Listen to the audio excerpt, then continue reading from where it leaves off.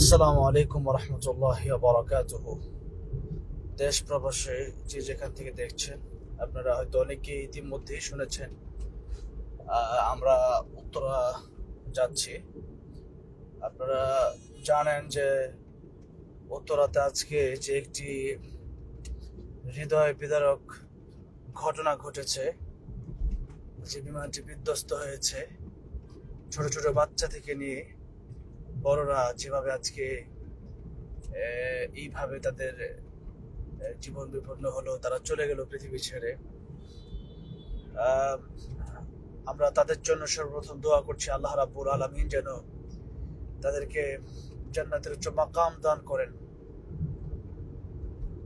আসলে এটাই সত্য যে আল্লাহ রাব্বুল আলামিন বলেছেন, কুল্লু নাফসিন যায়িকাতুল মাউত থুম্মা ইলাইনা তুরজাউন। প্রত্যেক প্রাণীকেই মৃত্যুর স্বাদ আস্বাদন করতে হবে।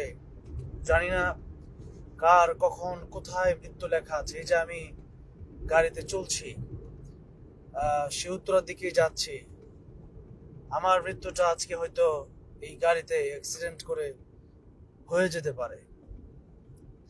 24 ঘন্টা আমাদের মৃত্যুর প্রস্তুতি নিয়ে রাখতে হবে।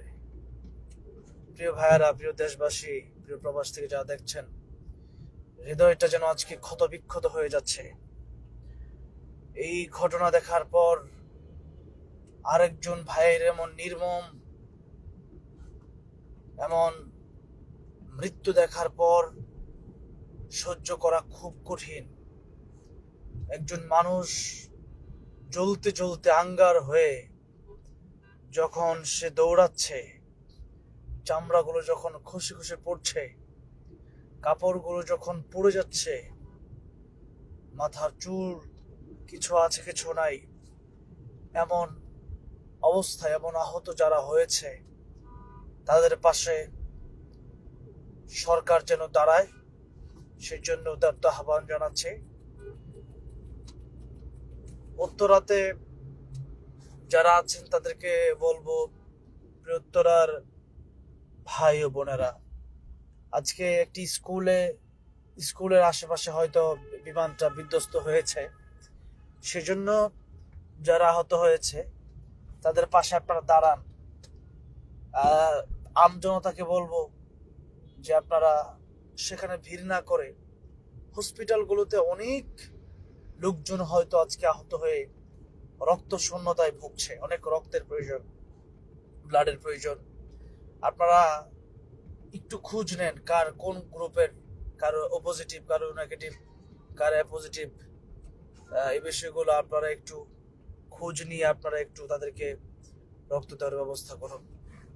প্রিয় দেশবাসী, আজকে শুধু উত্তরা নয়, আজকে এই ঘটনা যারা দেখবে, পুরো পৃথিবী, যারা যারা বাংলা ভাষাভাষী যারা আছেন দেশে অথবা দেশের বাহিরে, যে যেখানে আছেন বাংলাদেশের মানুষ, তারা হয়তো আজকে এই বিষয়টি, যারা ভিডিওগুলো যখন চোখের সামনে রেখে আসবে বা এসেছে, সহ্য করার ক্ষমতা হয়তো কারো আছে কিনা আমার জানা নেই। আমরা দেশবাসী সবাই তাদের জন্য দোয়া করব। আর আমরা আজকের এই দিনে আমরা সহযোগিতা করব, বিশেষ করে যাদের রক্তের প্রয়োজন তাদেরকে আমরা রক্ত দেব। এরপর সর্বশেষ একটা কথা বলে আজকে বিদায় নিতে চাই। বাংলাদেশে আপনারা জানেন ইতিমধ্যেই অনেক উচ্ছৃঙ্খল শুরু হয়েছে, যেগুলো বন্ধ হওয়া কবে হবে জানি না। আল্লাহ রাব্বুল আলামিন সুদিন সুন্দর যে বাংলাদেশ আমাদেরকে উপহার দেন, দোয়া করছি। এই যে বিমান জনবহুল এলাকায় বিধ্বস্ত হলো, এই এলাকায় মানে ট্রেনিং দেওয়া হচ্ছিল সম্ভবত। যদি ট্রেনিং দেওয়া হয়ে থাকে, তাহলে এই এই জায়গাটাতে, জনবহুল এলাকায় কেন এই ট্রেনিং দেওয়াতে হবে? ফাঁকা জায়গা, অনেক জায়গা আছে উত্তরার আশপাশে, দিয়াবাড়ির আশপাশে অনেক জায়গা আছে, ফাঁকা জায়গা, শুধু মাঠ আর মাঠ। সেখানে অনেক জায়গা ছিল। সেখানে না গিয়ে কেন জনবহুল এলাকায়, একটা ঘনবসতি এলাকায় কেন এই ট্রেনিং দিতে হবে? এটার এটা দ্বিমত আমি পোষণ করছি এই ব্যাপার ঠিক করতে হবে। আজকের এই এতগুলো মানুষের মৃত্যুর দায় কে নিবে বলেন? নিলেও কি মানুষের জীবন কি ফিরিয়ে দেওয়া সম্ভব? সেজন্য আমরা দেশের মানুষদের প্রতি, দেশের শৃঙ্খলার প্রতি আমরা যেন আরো সোচ্চার হতে পারি। সরকার বিভাগে যারা আছেন তারা যেন সোচ্চার হতে পারে, সেদিকে যারা বড়রা আছেন অবশ্যই নজর দিবেন। আর আজকের এই ঘটনাতে, আজকের এই দুঃখ ভারাক্রান্ত হৃদয় নিয়ে আপনাদের সামনে এসেছি। আপনারা সবাই দোয়া করবেন, যারা চলে গেছেন পৃথিবী থেকে আল্লাহ রাব্বুল আলামিন তাদেরকে জান্নাতুল ফেরদাউস দান করেন। আর যারা অসুস্থ আহত আছেন তাদের যে কি কষ্ট হচ্ছে, আল্লাহ রাব্বুল আলামিন তাদেরকে শিফায়ে কামেলা আজেলা দান করেন। এবং যারা পিতা মাতা আছেন, যাদের ছোট ছোট সন্তানগুলো আজকে পৃথিবী থেকে বিদায় নিয়ে চলে গেছেন, তাদের হয়তো আজকে হৃদয়টা ছারখার হয়ে যাচ্ছে।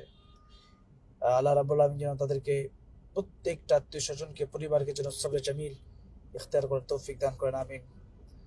আর সর্বোপরি শেষ কথা এটা বলতে চাই যে মানে প্রতিদিন কেউ না কেউ চলে যাচ্ছে পৃথিবী থেকে, প্রতিদিন কেউ না কেউ মৃত্যুবরণ করছে।